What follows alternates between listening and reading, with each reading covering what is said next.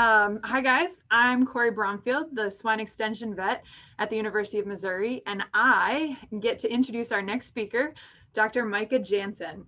So I've had the distinct pleasure to meet Micah while she was in vet school at the University of Illinois, and then I've been lucky enough to continue crossing paths with her through the executive swine vet program, and then even on farms where she gets to apply her veterinary expertise for animal health, welfare, and production.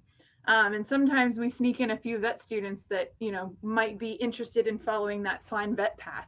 So Micah Jansen is a 2011 graduate of the University of Illinois College of Veterinary Medicine. She spent the first few years out of vet school in private practice working with Scanlon Daniels at Circle H headquarters in Dalhart, Texas, followed by a position as an associate veterinarian with Rodolphi Veterinary Services in Southern Illinois.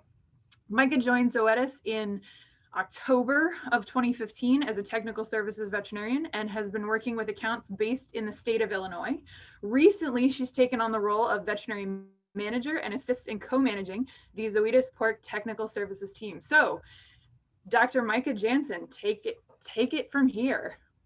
All right, hopefully everybody can hear me. Thank you for the introduction.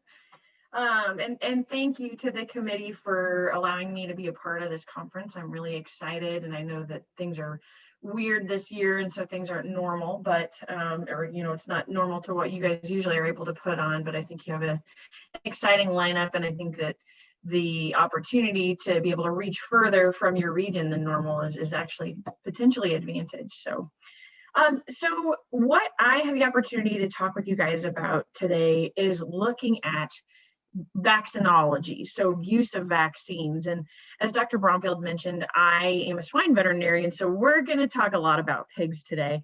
But I think it's important to point out that, there are many things that apply when it comes to vaccines. So if any of you are involved with other food animal production, if you have pets, or, even there's application in terms of vaccines and how they work, in regards to humans. So a lot of species that this applies to. And so I think that it'll be fun to discuss vaccines and what they are and how we use them. But I'm also going to spend some time talking about how we use them in the pork industry and why they are so important to what we do every day. So the basis of the slides that I'll use today, a lot of them come from what we have designed at Zoetis, and it's called the Vaccinologist program. And so we launched this program because we wanted to establish something that would allow us to train caregivers on farm that are administering vaccines to pigs, potentially every day. There wasn't really a specific program looking at how to use vaccines properly prior to this, and yet vaccinating pigs is one of the most important things we do in terms of taking care of them. And so we wanted to prioritize that and develop something that we could use to empower them more on farm. And we'll talk a little bit more about some of the goals of that program in regards to caregivers, because it's bigger than just, telling them, here's what you need to go out and do when you're vaccinating pigs. So again, I'll use a lot of the information from the Vaccinologist program as kind of a backbone for what we'll discuss tonight. And as you can see, there's going to be a few different topics that we'll cover. And so part of that is, why do we need to prevent disease, and how can we do that? What are some things practically on farm that we can do to prevent disease? We'll also talk about some basics about the pig's immune system and how it functions. And then we'll also dive into vaccines and how they are a tool that we can use to manipulate the pig's immune system. And we'll cover not only what is a vaccine, but even some very basic concepts around what it takes to develop a vaccine. And then we can also talk about some of the do's and don'ts when we think about how we handle vaccines and how we administer them in the field. So I mentioned the program, the Vaccinologist program, that we designed it with caregivers in mind, wanting to make sure that we're arming them with the knowledge that they need to go out and properly administer vaccine to pigs. And as I mentioned, it really goes beyond just, telling them how to do their job, but it's really explaining why do they need to do their job. Any of you that have maybe had the opportunity or, the unfortunate task of actually physically vaccinating pigs will be very well aware that it is not an easy task and it's not a fun task. And yet we have to ask caregivers every day to go out and vaccinate pigs. And as I mentioned before, it's honestly one of the most important things that we do for the pigs that we're taking care of. And so it was important, putting this program together, and it's important to me, and that's why, that's why I'm talking to you guys today. I'm very passionate about sharing the why behind vaccinating pigs, because otherwise, it doesn't necessarily make the caregivers want to do that great of a job, right? Because again, it's not fun, it's hard to do. But explaining to them how important it is and why their job is so critical and why they need to do it properly, and the payoff that they can have in the end if they appropriately vaccinate pigs, really gives them the motivation that they need to say, not only am I going to go and check this task off of my list for the day, but I'm going to go out there with the intent of vaccinating these pigs because I want them to be as healthy as possible, and I'm going to do everything in my power to attain that. And so, that's really the reason behind the program, and wanting to give them more of the, not only the how, but the why behind why they are vaccinating pigs. So I think, number one, it's important not only, when we talk about pork production, obviously that's what I spend all of my time on, but, within agriculture, there's so much of an impact that we have today that's bigger than agriculture has ever been before. And that's because of how connected the world is and how connected we are in the United States with the rest of the globe. And so that's something that I try to really share with caregivers and anybody that's working with pigs, is that their impact is not just selling meat to someone next door. Their impact is not just taking care of pigs and protecting their welfare. Their impact is producing a safe pork product that could end up anywhere in the globe. And I think if we look at it from that perspective, we take our jobs a little bit more seriously, because we really do have an important job of feeding the world and clothing the world. If we want to take, ag more into perspective, we fill a role that not everybody can. And so it's important that we do that to the best of our abilities.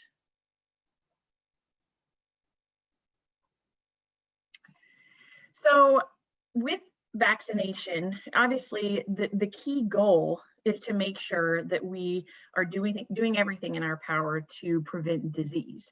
But there are many other things that we can do to prevent disease.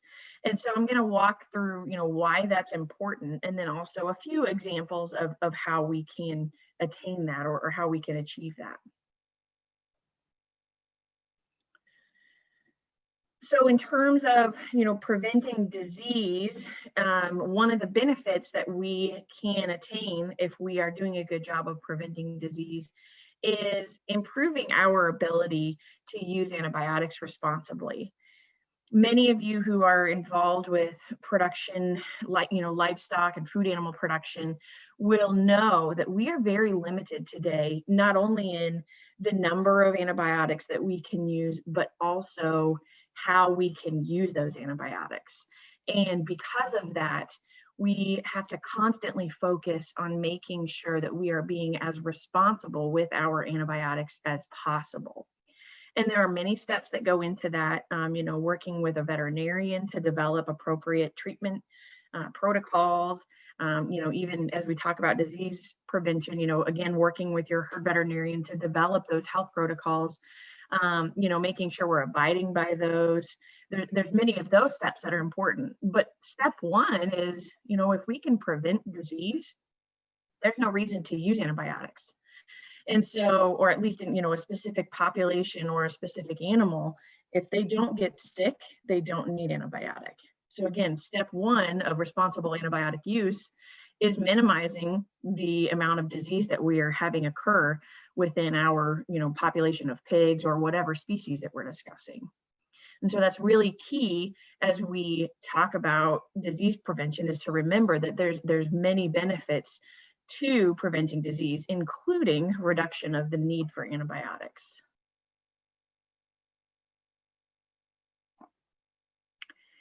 So let's talk about some of the ways that we can prevent disease on farm.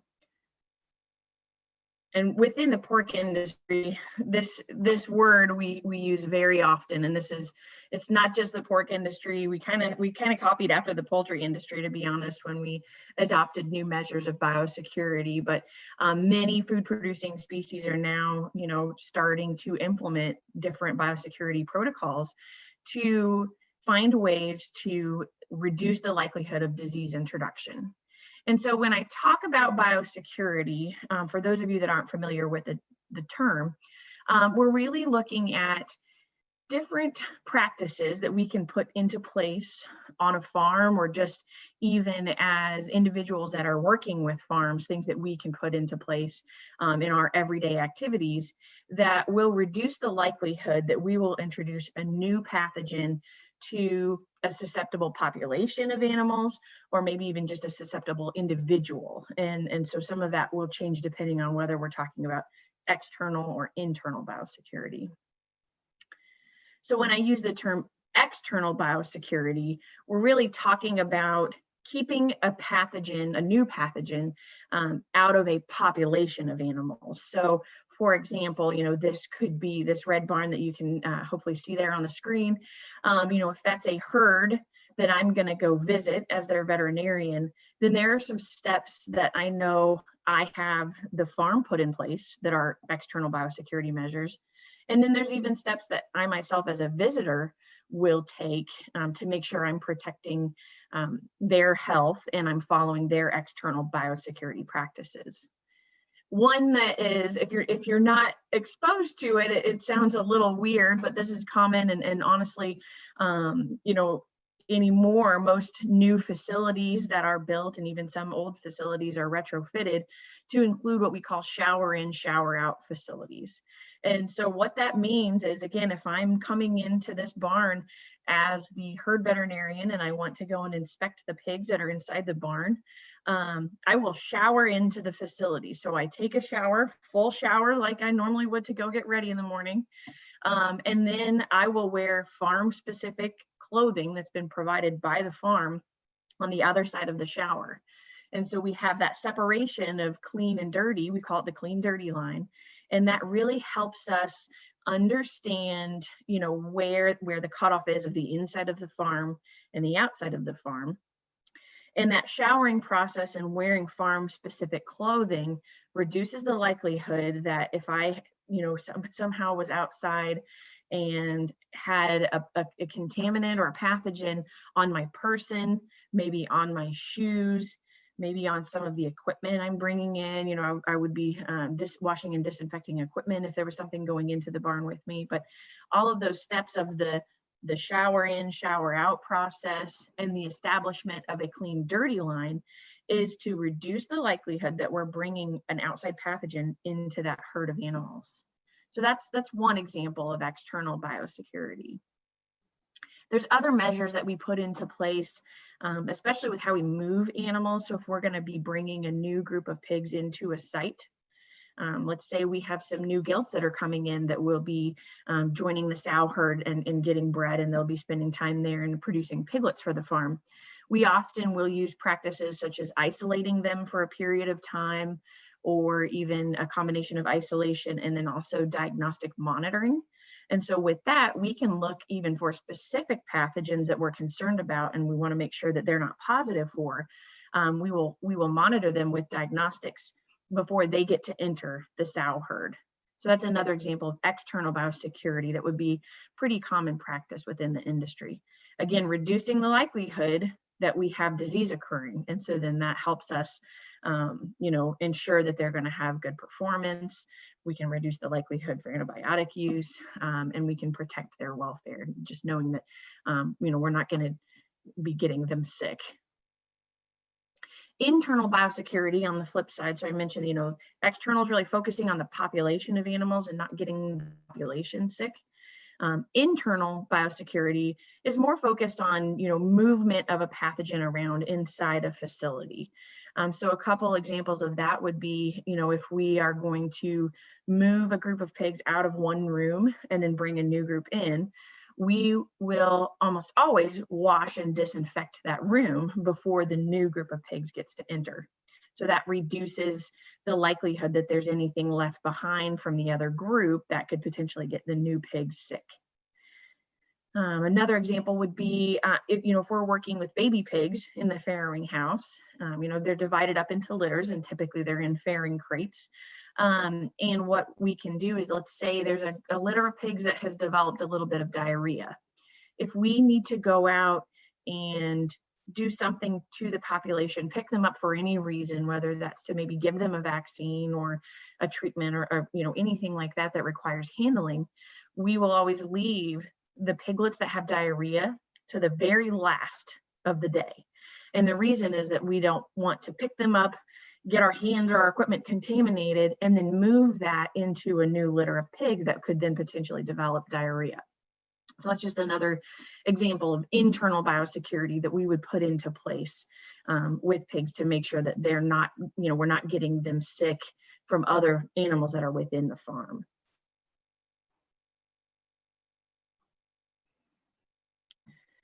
We also do everything we can to reduce stress in pigs. And so there's many different things that could stress an animal out. Obviously, modern pork production facilities, for the most part, are now all indoors and kind of climate controlled.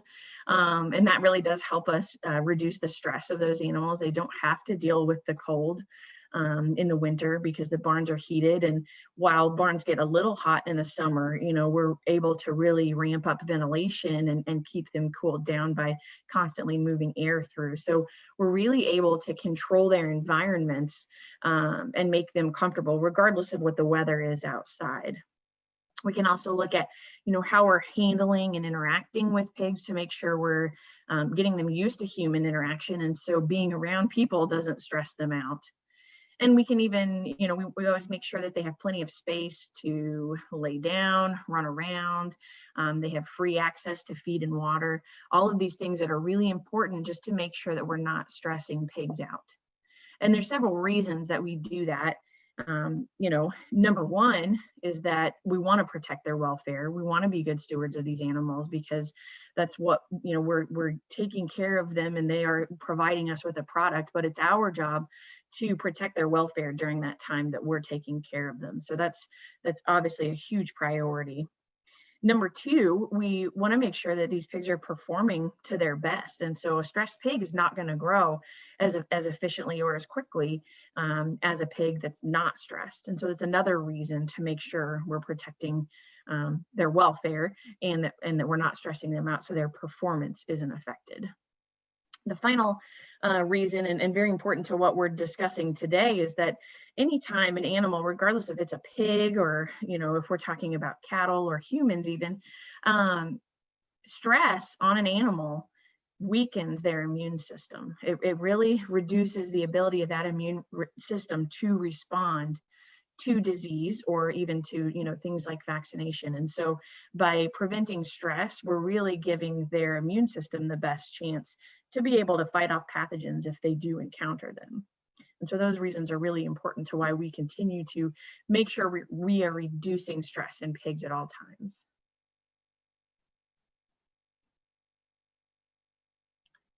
So along those lines, let's go ahead and dive into the pig's immune system. And I'm going to be, these concepts are really basic, but again, they really do apply across species.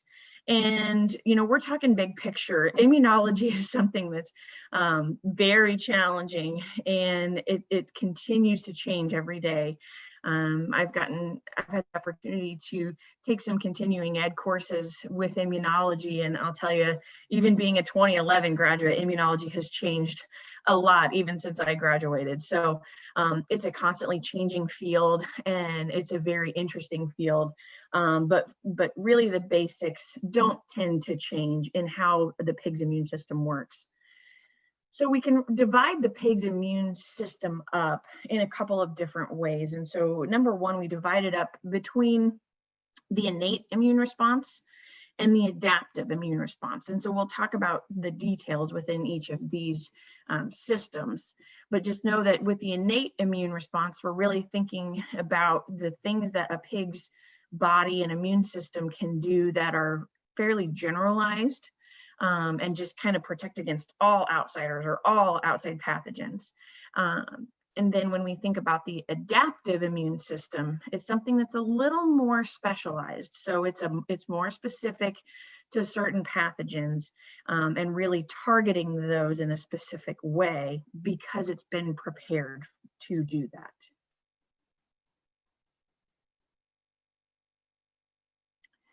So again, the innate immune system or the innate immune response is really something that takes on several different forms, and it's very generalized for the most part.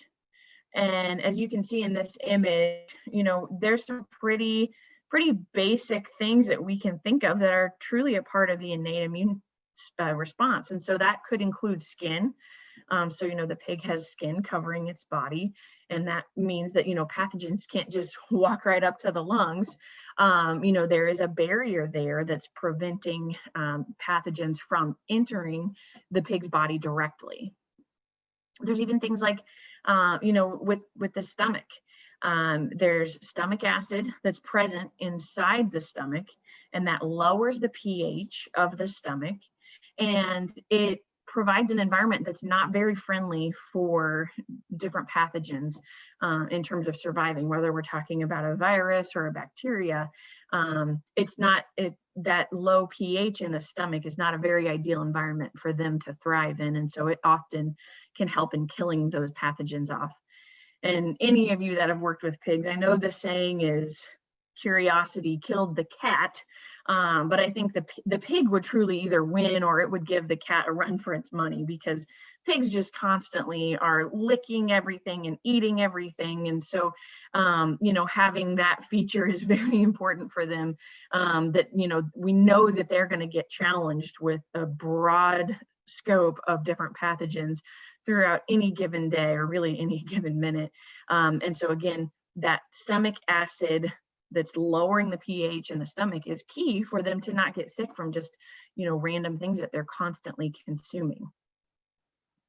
Even mucus production is a part of the innate immune response. And so, mucus in airways can kind of act as a physical filter in that it can grab onto dust particles or different viruses and bacteria that could be transmitted in the air. And by having that physical barrier, it does help a little bit in grabbing onto pathogens that could otherwise perhaps, get introduced into the airways, into the respiratory tract, and cause issues for that pig and its respiratory system. So many different physical barriers within the innate immune response that are important just on an everyday basis to fight everything off in the environment. There are even some more what I would call cellular components to the innate immune response. And so, there are cells in our bodies and pigs' bodies, that are constantly traveling throughout the body and monitoring for intruders. And so many of those cells are truly, more of a part of the innate immune response, in that they're not specific to a certain pathogen. They're just specific to anything that's not self. And so by having that cellular response, even if something maybe gets past the mucus layer or it gets past, the stomach, that it's something that survives in the stomach, but then the innate immune response is able to identify it and fight it off before having to launch a full-on, antibody response. It can help keep the pig healthy without having to spend a ton of energy on activating the immune system. So again, many different forms that the innate immune response can take on.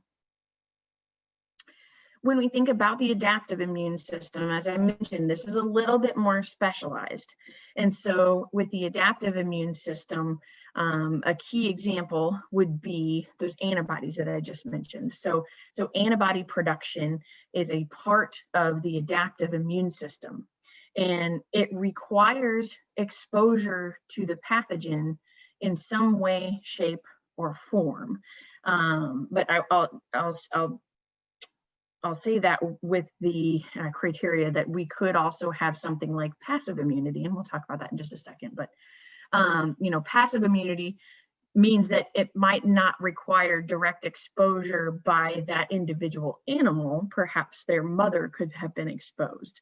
But either way, with adaptive immune system responses, it is more specific to a pathogen or a disease that it's forming that immune response to.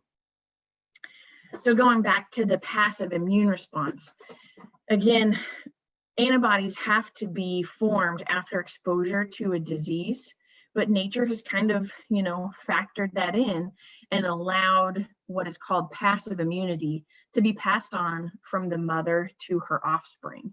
And depending on the species, different species, depending on the kind of placenta that they have, when the offspring are in utero, that can take on a lot of forms.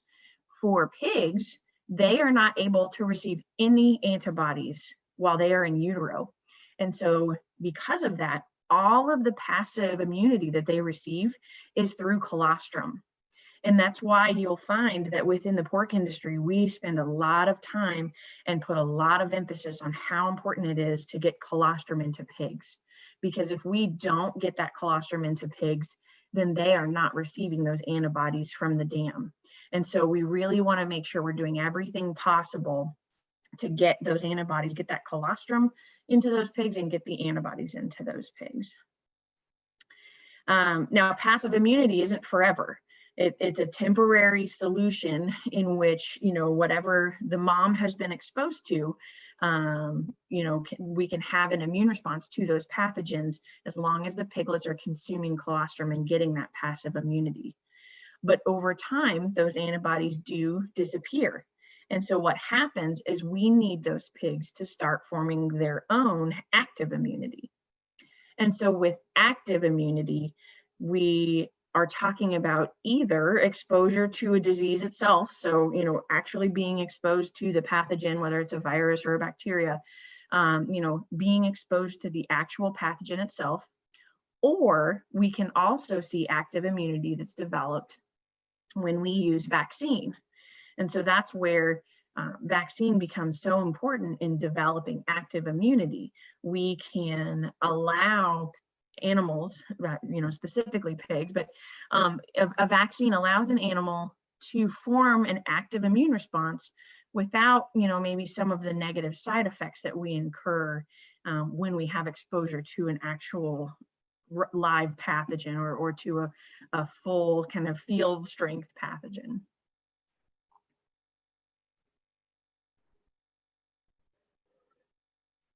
So with that, let's go ahead and start talking about vaccines. First off, I'm going to start with a video, and I will preface it that this video is a little bit silly. It's near and dear to my heart because I did get a chance to help with developing it. But what we wanted to do is just take the basic concepts of what vaccines are and how they work and put it into a form that makes sense for anybody that we're explaining it to. But I think that it just does a good job of outlining, what is contained in a vaccine and how does it truly work. So let's go ahead and watch that video. The Battle by Zoetis. Healthy pigs need vaccines to stay healthy. Well, let's take a closer look at the adaptive immune system. Think of the body as a battleground. On one side are viruses and bacteria, and on the other are cells of the immune system. Every day, the pig's immune system patrols the body for foreign invaders, such as viruses and bacteria. The first time the immune system spots an invader it hasn't seen before, it creates an army of cells and antibodies to attack and disarm those specific organisms. But in the meantime, the pig can get sick. In other cases, the immune system defeats the enemy and then disarms. Vaccines help by imitating an invasion. They help the immune system recognize dangerous invaders without the risk of disease. How can they do this? Vaccines introduce viruses or bacteria that have been weakened or killed, so they generally can't cause disease. While the vaccine organisms are relatively harmless, the immune system still recognizes them, so it has time to amass an army. The next time the dangerous versions of those organisms enter the body, the immune system can fight them off faster. The faster response helps prevent the pig from getting sick. Vaccines are administered periodically to help protect pigs from the next invasion, and that helps them stay strong and healthy.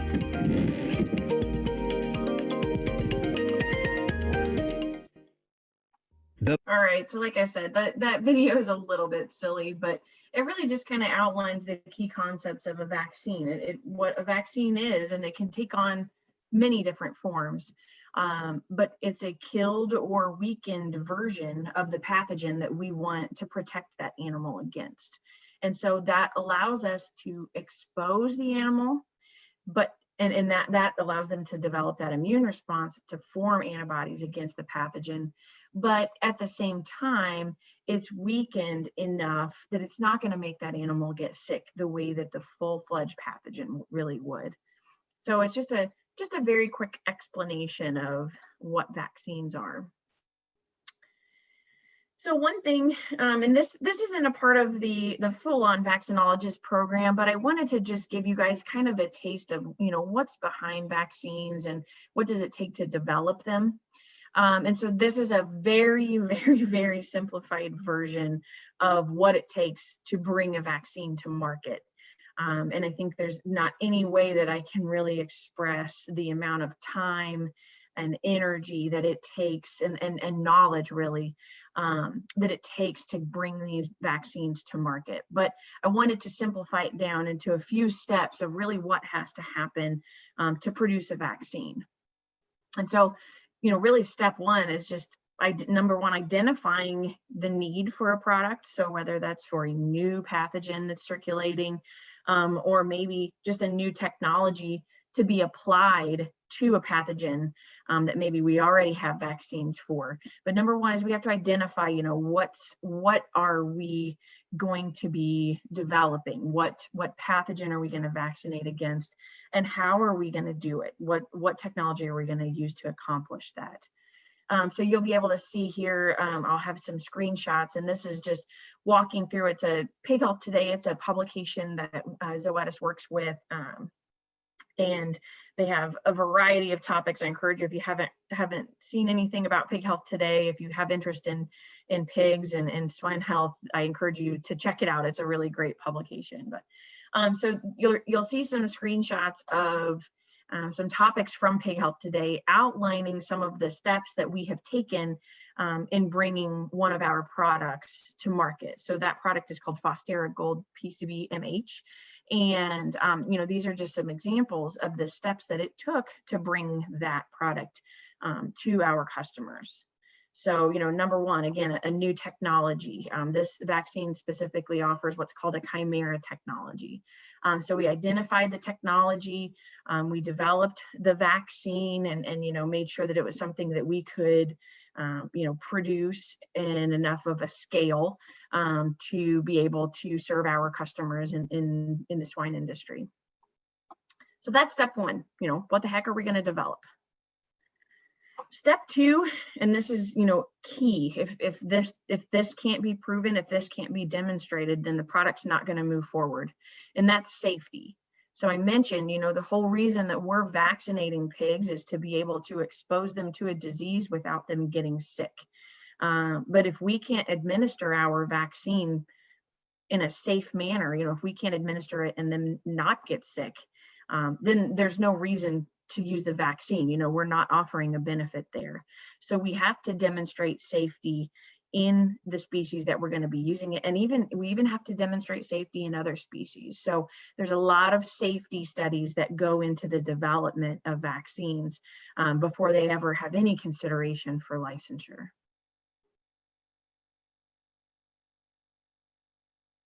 Step 3, we got to know it works, right? So who wants a vaccine if it's not going to work?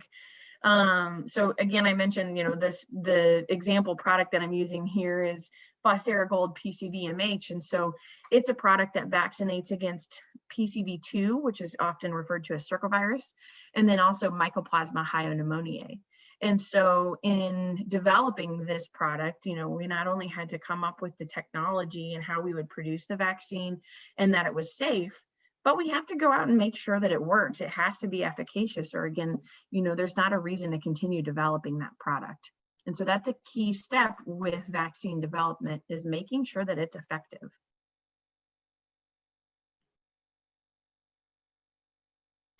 So then finally, step 4, and really, I probably left a step out in that, after all of these other steps of, figuring out what the technology is it safe, is it efficacious? You've got to go through the process of licensure. And so really all of those steps are what it takes for a product to become licensed. In the US, vaccines are licensed by the USDA. And so all of those steps leading up to licensure are what we just discussed, of making sure that they are safe and effective and that there is a need for that product. And so if we can demonstrate the safety and efficacy, that's how we can make sure that we can get licensed for that vaccine. But then finally, step 4 really never ends, and that's continuing to do research. And so often we refer to that as the life cycle of a product. So when we bring a product to market and we get it licensed and we're able to launch it to our customers, that's just the very beginning. We constantly continue to do more research on these vaccines, making sure that they continue to be efficacious against the pathogens that are circulating within swine herds. And we might even look at things like different applications of the product, for example. So if it's first licensed in growing pigs, we may decide, okay, now we want to take a next step and we want to get that product licensed for adult breeding stock. So there's many different things, even with things like antibiotics, this life cycle process is very important in product development. And so, as I mentioned, this is something that never ends. If we have a product, it's always in step 4. We're always continuing to learn more about the product, to make sure that it continues to work, to monitor that it's working, and to figure out, other ways that it can be used or applied in the industry.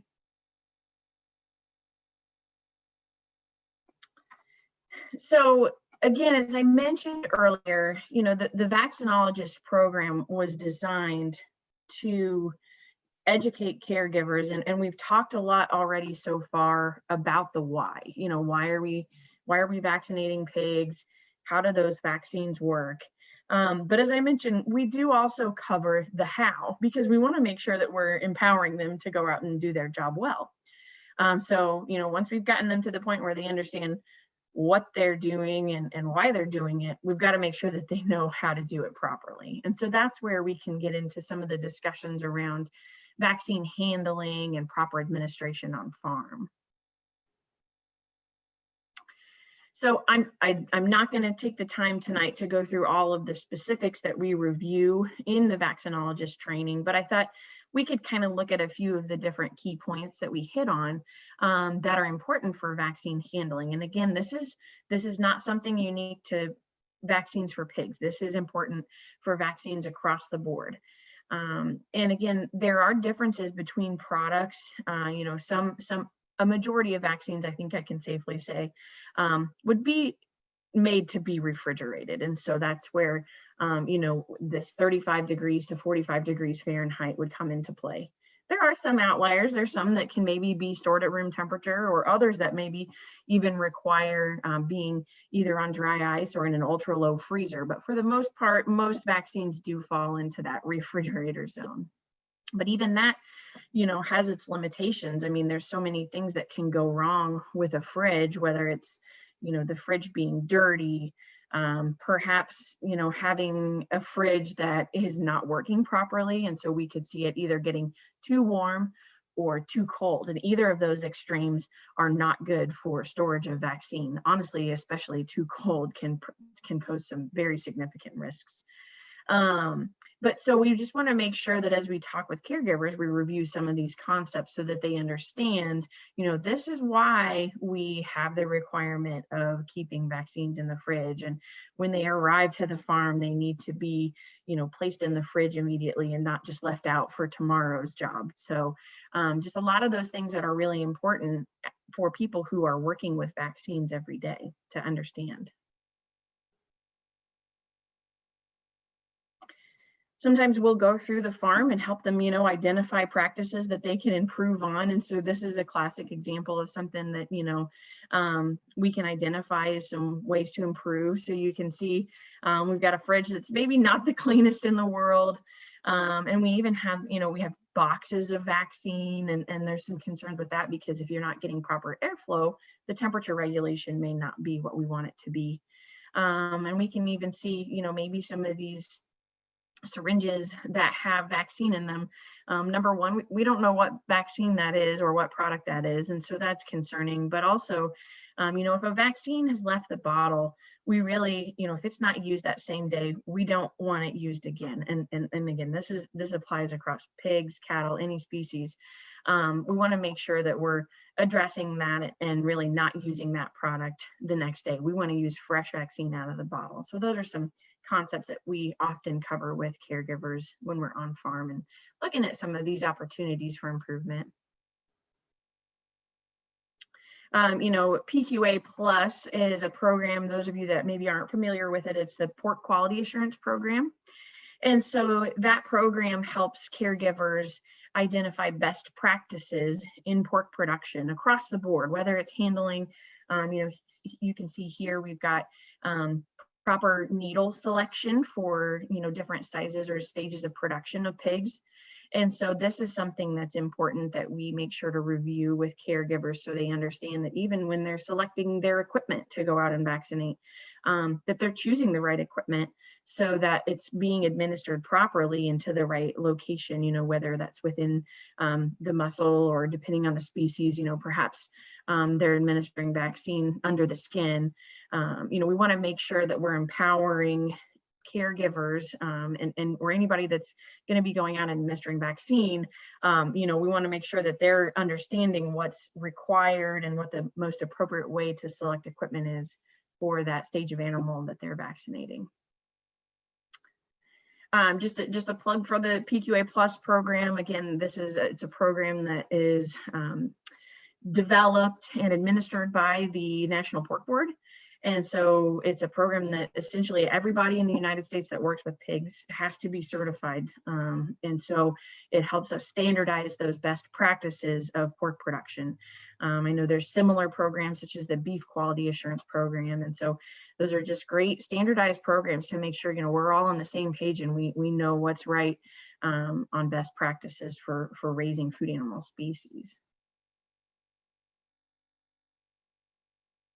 Handling pigs is extremely important in the vaccination process. It really drives whether or not we can put the vaccine in the right place and, whether that's the right location on the pig. We administer vaccine in the neck on pigs if it's an injectable vaccine, but also helps us know that we're not going to get leak back. And if we're handling pigs properly in the vaccination process and also just in our everyday interactions, we really can minimize stress. And so you'll remember I talked about stress in animals and the effect that it can have not only on their welfare and their performance, but even on the immune system's ability to function. And so we want the vaccination process to be as low of stress as possible because we want these pigs to be able to respond to the vaccine that they're getting. And so it's very important that during that vaccination process that those pigs are handled properly.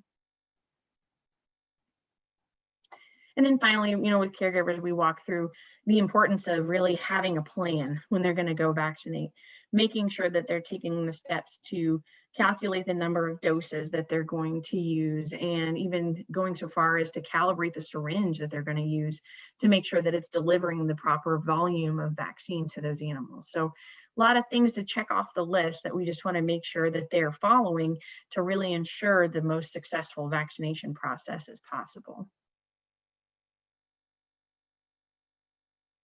So in summary, just want to wrap up here, and then I can take some questions if there are any.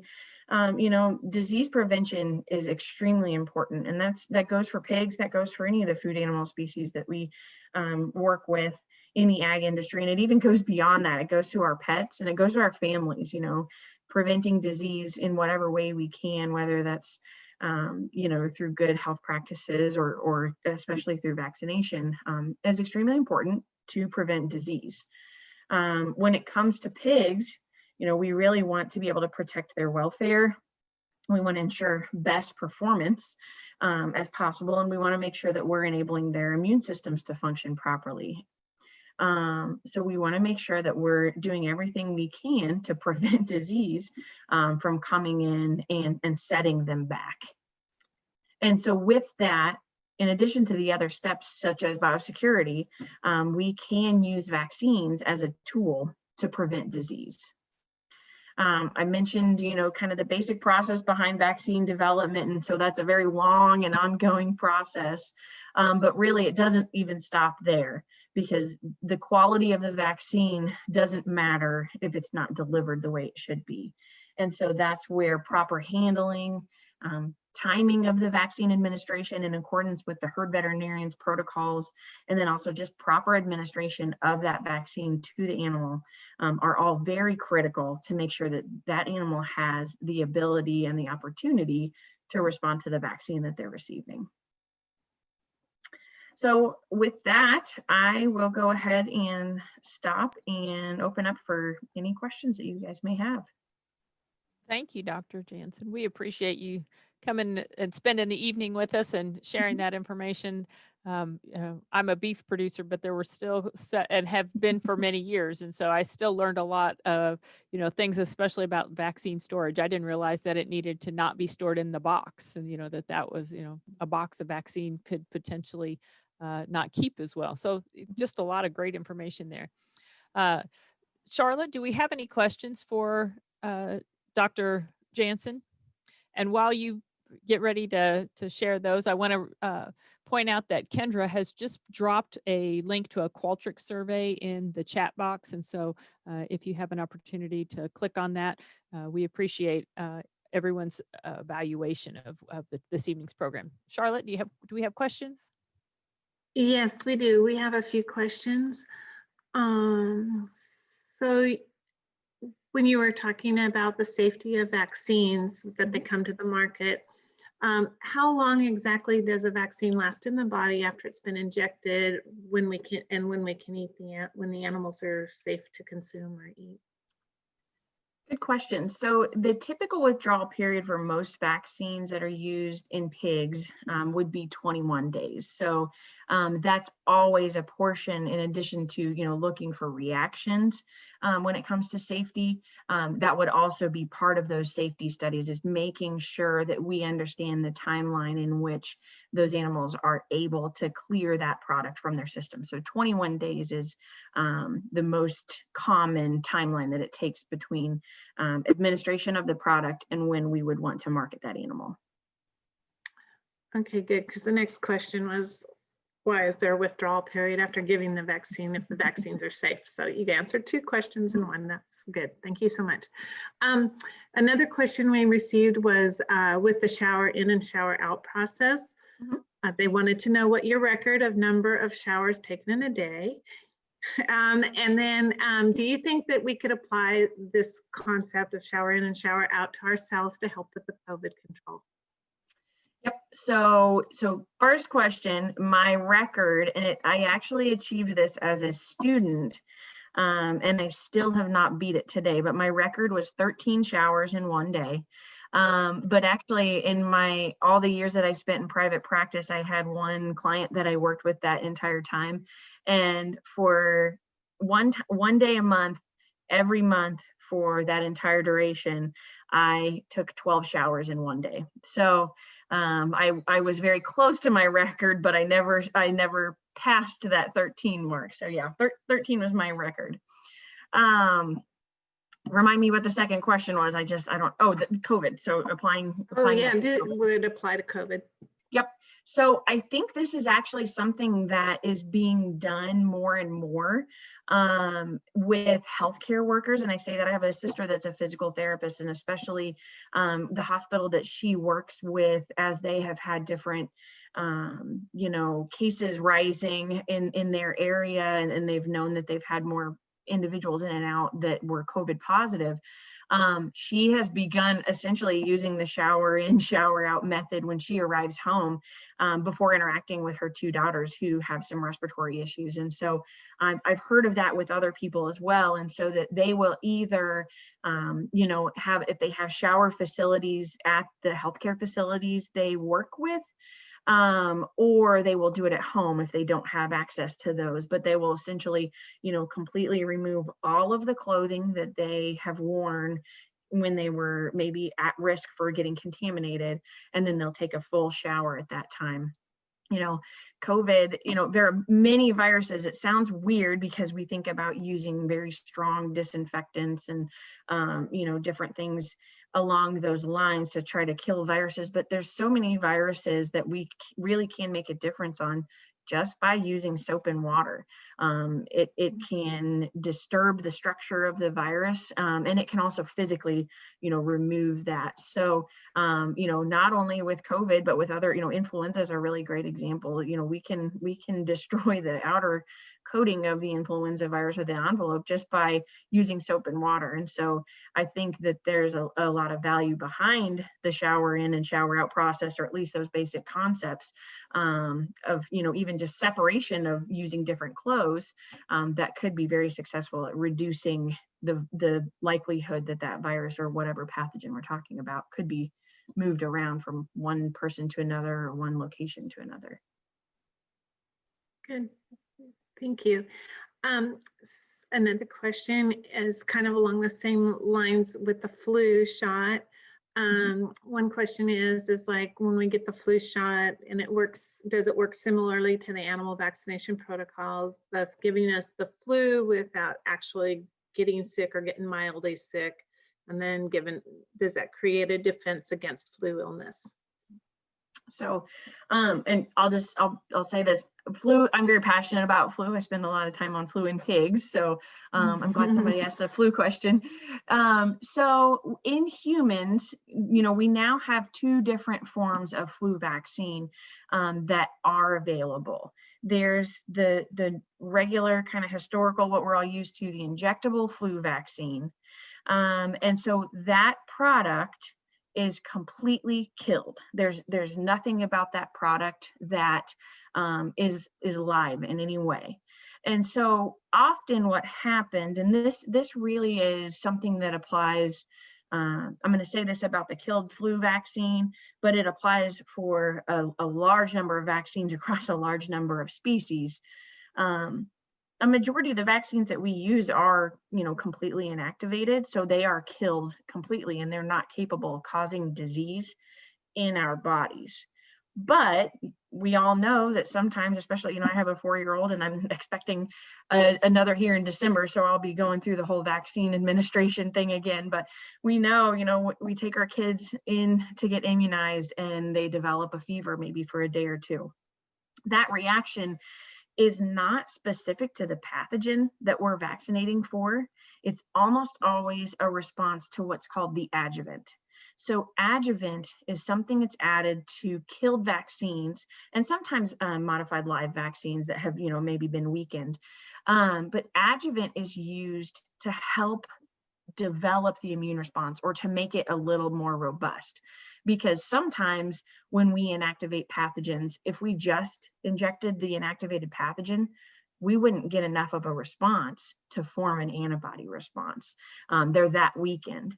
But what adjuvants do is they help kind of, stimulate the immune system, or almost, I kind of think of it as like an irritation that's happening. But they help activate the immune response and allow that animal to respond to the vaccine that's been administered. But again, that doesn't come without, some side effects sometimes.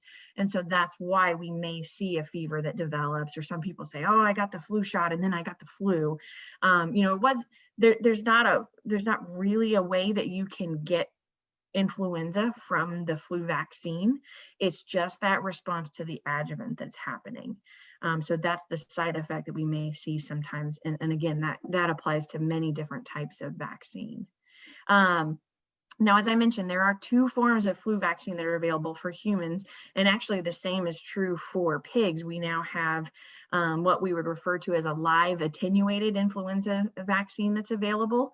And there's a similar product. It's sometimes known as Flu Mist. So that's the intranasal vaccine that's available, typically recommended more for adults that are not immunocompromised. And that is a weakened form of the flu virus that's administered intranasally.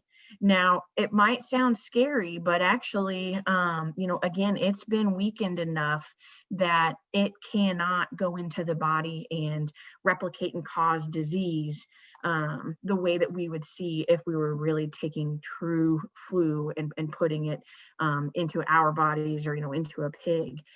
It's been weakened and manipulated in a way that it's not able to just go out and replicate and cause disease. So, either way, we don't expect to see the actual disease happening, but we could see some of those reactions, again, especially with killed products, where that adjuvant does cause maybe some symptoms like a fever, which could be similar to flu, after administration of that product.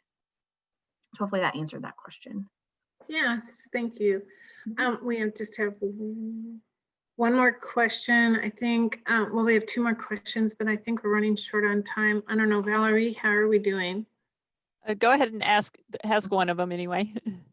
Okay, well, I have one that somebody wants to know if your video is available to the public to view. The vaccine video that I played is actually available. We have a Zoetis pork channel on YouTube, and if you go there, you can search Zoetis pork on YouTube, and then you'll find that's one of the videos in there.